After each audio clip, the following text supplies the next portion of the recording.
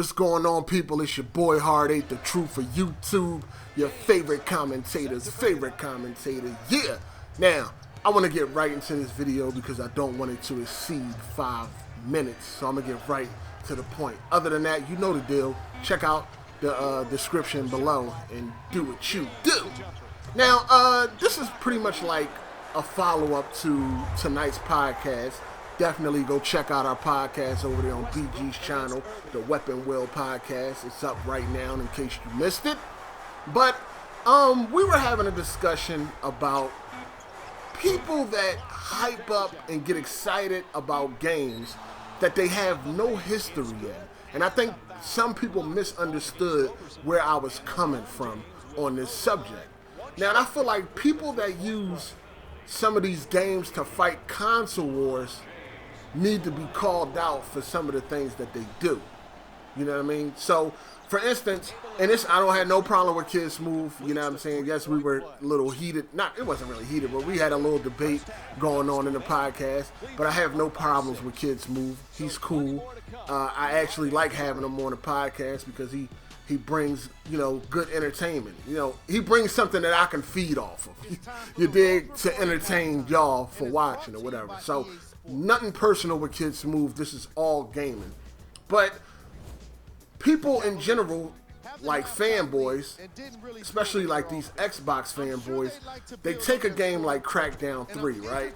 And they use Crackdown 3 to fight the console war. They run around talking about how it's going to be amazing. You can do all this destruction, this, that, and the third. They can't wait to play it and all of that.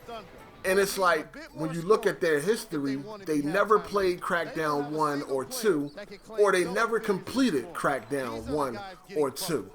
So at the end of the day, you're really nothing but a fraud. You're really nothing but a dick eater if you run around talking about how great Crackdown 3 is going to be when you chose not to play Part 1 and 2, or you played Part 1 and 2 and you didn't even complete the game. Because 9 out of 10, if a game is good, and if you like a game, you're going to complete it, or you're at least going to have a substantial amount of hours in that game.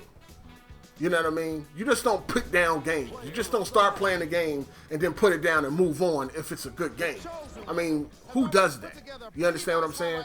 And that's pretty much what I'm saying. I'm not saying that you can't get excited for a game you never played before. And this is mainly about sequels, right? So I'm not saying a person can't get excited to play Crackdown 3. No, you can get excited to play Crackdown 3, but if you're using Crackdown 3 to fight a console war, then that's where the dick-eating shit comes into play. That's where the fraud shit comes into play. You know what I mean? People were doing the same thing for The Witcher 3. You know, they were running around, oh, Witcher 3 is going to be game of the year, blah, blah, blah, bragging and boasting about The Witcher 3. But then when you looked at the history, they never played Part 1 or 2. They never beat Part 1 or 2. But all of a sudden, you're this huge Witcher fan for Part 3. It's like, no, cut it the fuck out. You understand what I'm saying? And that's the point I be trying to make when I be talking about people being excited for games they have no history in. You know what I mean? It goes on a lot. It goes on a lot. That's like me right now. I don't like Fallout. Didn't like Part 1. Never played Part 1. Never played Part 2. I didn't like Part 3. And then Fallout 4, I just pop out and start saying, yeah, Fallout 4 gonna be amazing. I can't wait to play that. That shit is gonna be better than any game coming out this holiday season. Watch. It's like, man, shut your ass the fuck up. How the hell you know? You ain't even like none of the previous games, but all of a sudden you just Fallout 4 super fan and shit like that. It's like, man, shut up.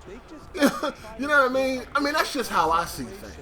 So like I said, to recap, I'm not saying you can't be excited for a game that you're, you know, for a game that it's your first game into that franchise. I'm not saying you can't be excited for Crackdown 3. I'm not saying you can't be excited for any sequel. All I'm saying is if you're using that sequel to fight a console war and you don't have no history in that franchise, then yeah, that's dicky and you're fraud. You dig? So yes, you can be excited for a game you never played in the franchise before, but to use it to fight a war, that's crazy. Anyway, I'm gonna get out of here. You liked the video, thumbs up. You didn't, thumbs down. It's your boy Hard 8. Deuces. Hey! Hey!